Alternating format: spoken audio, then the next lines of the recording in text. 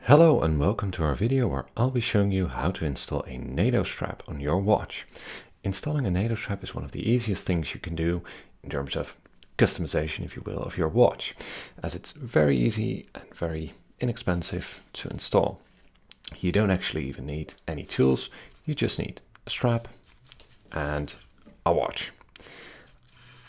In this case, we'll be using the Orient Bambino model, which is one of our most popular watches. And the reason for this is because I want to address a second point, and that is, what do you do if your watch has odd lug size? And this particular watch has 21mm lugs, which is not that common. Most watches have even lugs, such as 20, 22, 24, or even 18. And it can be pretty difficult to source a strap in an odd width. So what most people do is actually fit a strap that is slightly too small or slightly too big. And most people don't know how this will look. So I figured we may as well combine the two questions into one video. So what I'll do is first I'll show you what a NATO strap is. Quite simply said, it's a canvas strap that consists out of 3 pieces: a buckle, a short end, and a long end with holes in it. That's it. It's very, very simple. And the benefit of a NATO strap is that it's very easy to install. It's very secure. And, you know, if you live in a country where you actually have more sun than rain, which is not the Netherlands, as we only have rain, this can be very convenient. You know, you can even put them in the washer. It's just a very convenient strap, as opposed to leather, which may smell if you sweat a little, or not everyone finds rubber as attractive or comfortable. So NATO is a very, very good alternative, and some big brands such as Tudor or Omega have even started fitting their watches with them as standard, and it's just a very fun thing to do. You know, you can work on your watch, you can give it a whole new look for like 10-15 bucks. So that's a great thing. Installing them is very, very easy as well. All you need is a watch with 2 spring bars. If you have any questions about how to remove a spring bar, I highly recommend taking a look at our video that we have of how to remove and replace a leather strap, as I'll show how to remove the spring bars and how they work a bit more elaborately.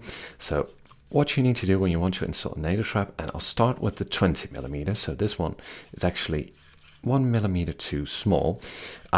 That look of a too small NATO strap is actually made famous by James Bond, who actually wears, I believe it was a Rolex Submariner with a very small NATO strap on it, and it's a very good look. And obviously we can't show you any footage of that because we'd be sued and have someone in an Aston Martin show up at our office with a license to kill. So I highly suggest looking on Google Images or something.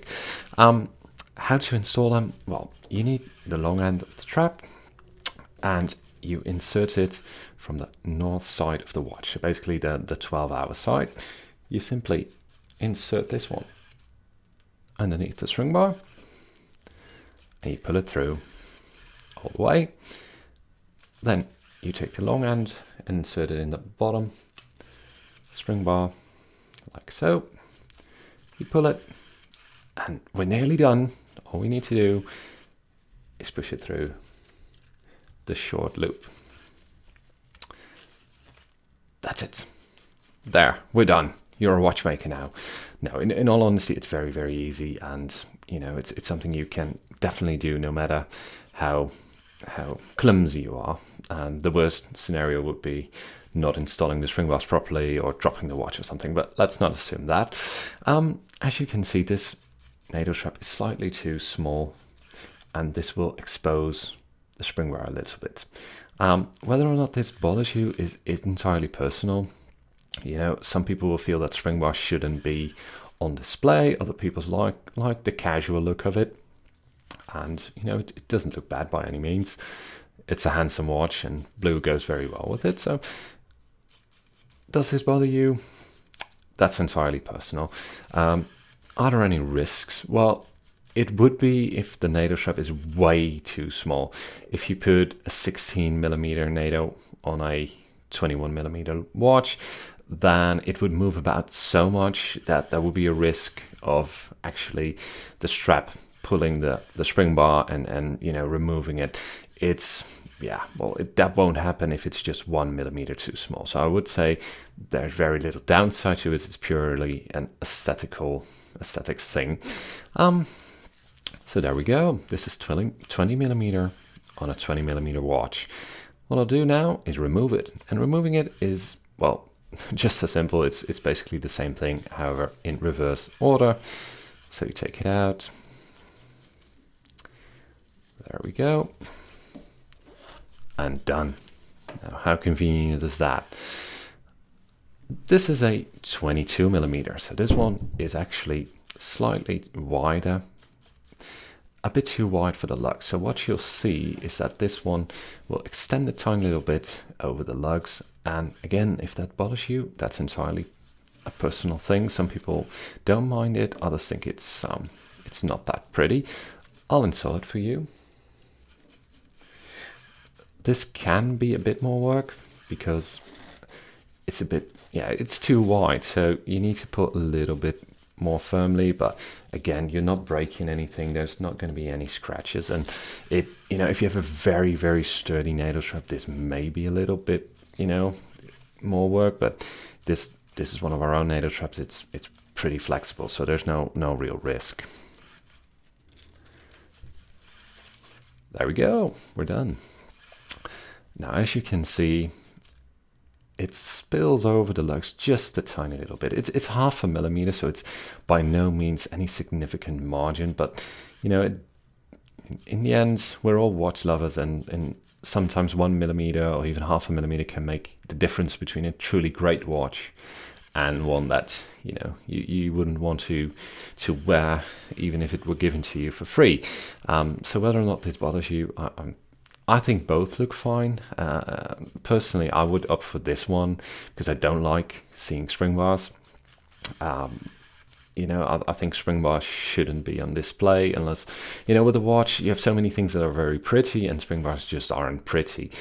But it can add for a certain casual look in the same way that some people like it when their pretty vintage watch looks like someone drove over it with a hammer or something. Some people like that sort of look, and other people want their watches to look absolutely pristine. And we all experience our watch hobby in a different way, and this NATO strap is just one way of expressing, what you feel strongly about. And does this bother you? Well, neither, I would say, is a bad choice. You can also look for 21mm straps. There are some out there, but you generally tend to pay a pretty big premium or have a very limited, very limited color option. So there are odd-sized NATO straps out there, but it's a bit of a specialized thing. Generally, we sell a lot of these watches, and we sell quite a few NATO straps, and people tend to ask us, which would you choose? The answer is always whatever you think is prettier. Now, if you have a normal 20 or 22 or 24 millimeter size watch, this won't apply to you, but I did want to address the issue because it's such a common question. Then, if you have a 22 millimeter lug watch, just buy a 22 millimeter NATO strap and you'll be good to go. Now, I hope that this video has been helpful for you. If you have any questions at all, or if you run into any problems with your watch, please don't hesitate to contact us. Our customer service is always happy to help. Have a great day.